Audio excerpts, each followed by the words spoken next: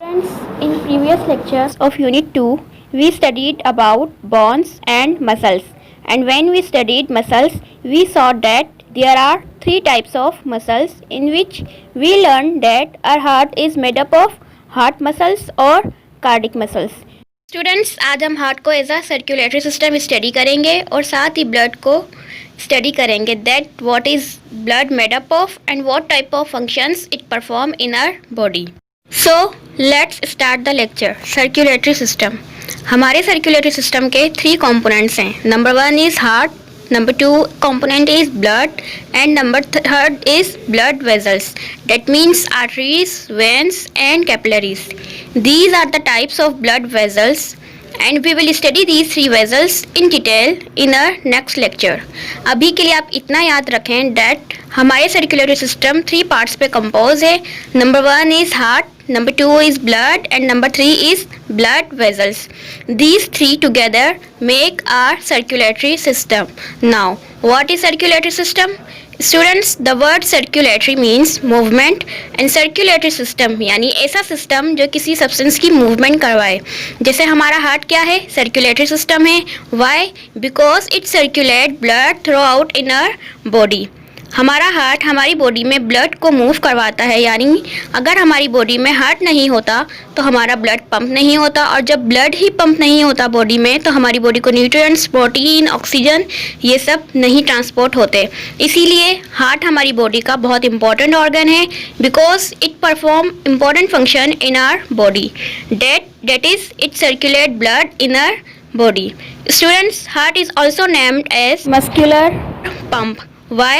Because if we see its outer surface, then we will notice that heart का outer surface strong muscle से बना है. जैसे कि हमने प्रीवियस लेक्चर में भी पढ़ा था that our heart is made up of strong muscles which we called heart और कार्डिक मसल्स. एंड हार्ट का फंक्शन क्या है? हार्ट का फंक्शन बॉडी को ब्लड पंप करना है. इसीलिए हार्ट को क्या कहते हैं? हार्ट को मस्कुलर पंप भी कहते हैं. So heart is a hollow muscular pump that pumps the blood throughout the body. Next topic is blood. Students, now you all know our heart function is to circulate the blood, and you know this too that blood is red in color. But do you know what is the function and composition of blood? Blood works as a transporter. जैसे vehicle क्या है? Transporters हैं because वो हमें one place से second place तक पहुंचाती हैं. ऐसे ही ब्लड हमारी बॉडी का ट्रांसपोर्टर है, यानी ब्लड का काम बॉडी में न्यूट्रिएंट्स को ट्रांसपोर्ट करना है. बॉडी के जिस हिस्से में जिस न्यूट्रिएंट की नीड होती है ब्लड उस न्यूट्रिएंट को वहाँ ट्रांसपोर्ट करता है. न्यूट्रिएंट्स यानी वो सब्सटेंस जो बॉडी की ग्रोथ और सर्वाइवल के लिए इसेंशियल्स हैं, ब्लड उन सब्सटेंसेस को ट्रांसपोर्ट करता है. Students, blood liquid in nature है, यानी ये एक फ्लूइड है जो हमारी वेजल्स में कंटिन्यूसली फ्लो होता रहता है. जैसे वाटर पाइप्स में वाटर प्रेजेंट होता है, वैसे ही हमारी वेजल्स जिन्हें हम ब्लड वेजल्स कहते हैं, इनमें ब्लड फ्लो होता रहता है. और अगर हम ब्लड की लीटर्स में बात करें कि हमारी बॉडी में कितना लीटर ब्लड होता है, तो हमारी बॉडी में अप्रोक्सीमेटली 5 लीटर्स ब्लड प्रेजेंट होता है. Now composition of blood. Blood is made up of 2 parts, solid part and liquid part. Solid part of blood are red blood cells, white blood cells and platelets. और blood का जो liquid part है उसे plasma कहते हैं. Students, blood के liquid part को क्या कहते हैं? ब्लड के लिक्विड पार्ट को प्लाज्मा कहते हैं. So let's discuss the plasma first. Students, blood में सबसे ज़्यादा प्लाज्मा ही प्रेजेंट होता है, या 52 to 62% प्लाज्मा पे कंसिस्ट होता है. प्लाज्मा का कलर येलोइश होता है और प्लाज्मा में हमारे तमाम न्यूट्रिएंट्स, प्रोटीन और बॉडी के जो भी वेस्ट सब्सटेंसेस होते हैं वो सब प्लाज्मा में प्रेजेंट होते हैं. ये सब प्लाज्मा में इसलिए प्रेजेंट होते हैं ताकि ये बॉडी के डिफरेंट पार्ट्स में जहाँ इनकी नीड है वहाँ पहुँच जाएं. क्योंकि ब्लड क्या करता है? ब्लड पूरी बॉडी में सर्कुलेट होता रहता है, तो जहाँ जहाँ न्यूट्रिएंट्स की, प्रोटीन्स की नीड होती है वहाँ वहाँ प्लाज्मा के ज़रिए ये न्यूट्रिएंट्स और प्रोटीन्स पहुँच जाते हैं. और ऐसे ही जो हमारी बॉडी के वेस्ट मटेरियल्स होते हैं वो हमारी किडनी और इंटेस्टाइन तक प्लाज्मा के ज़रिए ट्रांसपोर्ट होते रहते हैं ताकि वो बॉडी से रिमूव हो सकें. क्योंकि वेस्ट को हम अपनी बॉडी में नहीं रख सकते, जैसे हम अपने घर का वेस्ट घर में नहीं रखते और डस्टबिन में थ्रो करते हैं ताकि वो घर से बाहर फेंका जा सके, ऐसे ही बॉडी का वेस्ट भी प्लाज्मा के ज़रिए किडनी और इंटेस्टाइन को सेंड किया जाता है ताकि वो बॉडी से एक्सक्रीट हो सके. Next part of blood is red blood cells.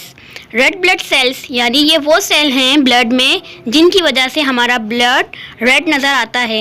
In sales का काम ऑक्सीजन को बॉडी के तमाम दूसरे cells for example stomach, eyes means body के ईच एंड एवरी सेल को ऑक्सीजन ट्रांसपोर्ट करना होता है और कार्बन डाइऑक्साइड को सेल से पिक करके लंग्स तक लाना होता है ताकि हम कार्बन डाइऑक्साइड को एक्सहेल कर सकें, क्योंकि कार्बन डाइऑक्साइड की हमें नीड नहीं होती। हमें किसकी नीड होती है? हमें ऑक्सीजन की नीड होती है।